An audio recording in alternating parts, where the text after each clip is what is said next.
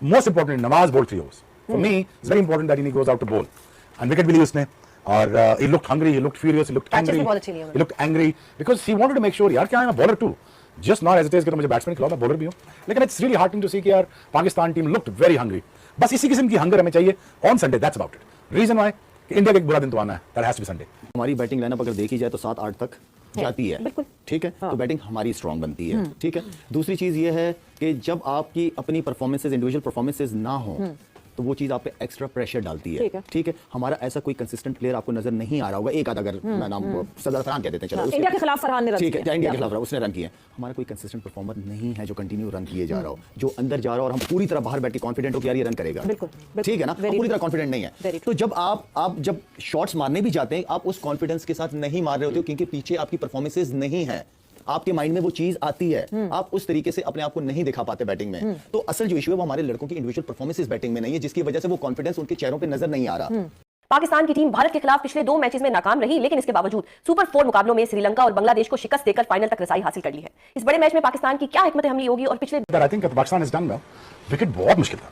जहां पे अफगानिस्तान हारा है ना जी, वहां पे गज टर्न हो रहा था, वहां पे शॉट नहीं लगती और दूसरे टीम भी स्ट्रोक मेकिंग खड़ी हुई आगे, जिसको ये पता ही नहीं कि सिंगल डबल भी गेम होती. ऐसे ही ना अफगानिस्तान उन्होंने आओ जी फिर मारी जाओ, मारने से फिर नहीं होगा ना. सो वो तो लकी दैट वो 50 पे पूरे गोल आउट नहीं हुआ, 10-15-20 रन ऊपर कर गए. तो प्रॉब्लम चल रहा है पिछले कुछ अरसे से कि हमें यही नहीं पता होता कि स्ट्रेंथ क्या है हमारी. हम बैटिंग की तरफ देखते हैं तो हमें लगता है कि हमारी बॉलिंग स्ट्रेंथ है, और बॉलिंग की तरफ हम देखते हैं तो बैटिंग स्ट्रेंथ लगती है, लेकिन वो एक सी सॉ बैटल है जिसमें हमें समझ नहीं आ रही कि हमने करना क्या. फिर दूसरी बात, जिस तरह आपने कहा कि इंडिया के खिलाफ मैच है, हाई वोल्टेज होता है, वो स्टेक्स वैसे भी हाई होते हैं, लेकिन कल फिर वो फाइनल है. और एशिया कप में वैसे एक जनरल तासुर यही होता है कि पाकिस्तान और इंडिया आपस में बहुत काफ़ी बार एशिया कप के फाइनल में आए होंगे, लेकिन ऐसा नहीं है. फर्स्ट टाइम एशिया कप के फाइनल, और फिर जो इस वक्त करंट जो सिचुएशन है उसने उसको और ज़्यादा एक एक्साइटिंग बना दिया. तो यह है कि हमेशा स्टेक्स हाई होते हैं. और किसको कह रही है भारत को किस तरह कह सकते हैं? चलिए मुझे उनकी खूबी बताएं, एशिया कप की मुझे बताएं, बाकी बाद में बात सर. एशिया कप की एक खूबी अनबीटेबल अंटिल नाउ, इस वजह से आप कह रही है Asia cup. And Abhishek Sharma बस बाकी काफी हराया हुआ है. हमारे हेड टू हेड जो हैं T20 नहीं, टेस्ट और वनडे में हम उनसे बहुत हारे, जीते हैं सॉरी.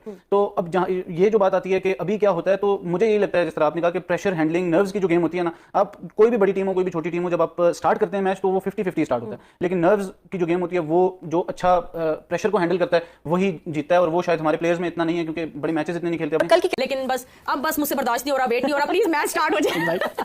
आज नहीं है, मैच पता है कल इतवार है, जल्दी आ जाए, वेट नहीं हो रहा. फिर एक जहन में बात आती है क्योंकि हम स्ट्रिप पे इतनी बात करते हैं, हम सरफेस पे इतनी बात करते हैं. बेल्टर ऑफ अ विकेट होके उसमें हम देखते हैं कि बैटिंग स्ट्रॉन्गर है इंडिया की हमसे. ऑन पेपर अभी हम बातें कर रहे हैं, हम गिवन डे पे कोई बात अभी नहीं कर सकते बिकॉज गिवन डे पे किसी को भी नहीं पता क्या होने वाला है. देखिए अभिषेक शर्मा के लिए वो उस बॉलर को खेलना बहुत मुश्किल होता जिसको नया बॉल बहुत अच्छा करना आता है, जैसे कि मिचेल स्टार्क. जैसे मिचेल स्टार्क हो गया, या और जैसे ग्लेन मैग्रा है, या मतलब इस टाइप के जो बॉलर. ग्लेन मैग्रा तो खैर मैंने बहुत ऊपर लेवल कर दिया, लेकिन जिस बॉलर को नया बॉल करना आता हो और जिस बॉलर को लेफ्ट हैंडेड को बॉल बाहर निकालना आता हो, थोड़ा सा पीछे रखो और उसका कट होता हो बॉल बाहर, उस पे अभिषेक शर्मा के आउट होने के बहुत ज्यादा चांसेस हैं. देखिए कोई भी दुनिया का बैट्समैन ऐसा नहीं होता जिसमें कोई ना कोई वीकनेस ना हो या उसके आउट होने के चांसेस ना हो. और अभिषेक शर्मा जिस तरह खेलता है, जितना खुला खेलता है, उसके आउट होने के बहुत ज्यादा चांसेस हैं. और स्पेशली अगर आप उसको एक खिंचा हुआ बॉल हार्ड लेंथ पे पीछे बॉल करो, अगर वहां से अगर बाहर निकलता है बॉल, तो वो उसके स्लिप लगने के या कॉर्ड बैंड होने के बहुत ज्यादा चांसेस है. स्लिप तो सेम अभिषेक शर्मा शुरू में आके बड़ी मार टाइम, फिर जब सहवाग को भी तो ऐसे करता था ना, यार आउट ही नहीं होता, ये आउट ही नहीं होता.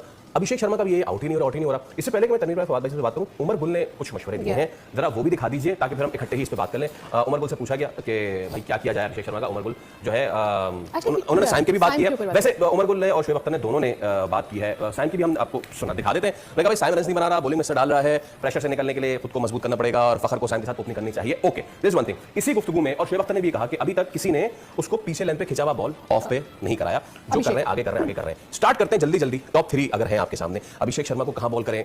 सूर्य कुमार यादव खैर वो चल भी नहीं रहे बेचारे, और शुभमन गिल. तो शुभमन और अभिषेक.